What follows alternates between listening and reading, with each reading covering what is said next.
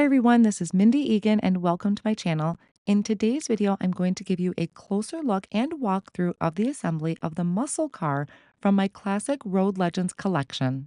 I will have videos similar to this for each of the cars in this collection, so be sure to keep an eye on my YouTube channel for each of those videos.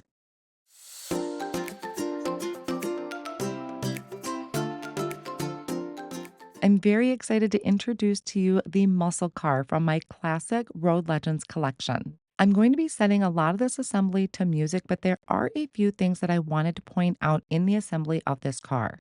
This does have an option of adding racing stripes to the hood, so you can do that or leave them off, totally up to you. When you do your assembly, you are going to have a steering wheel and also a rear view mirror.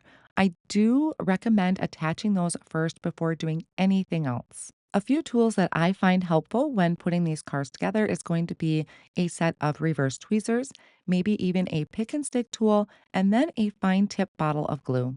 I hope this video helps you when you are putting your cars together.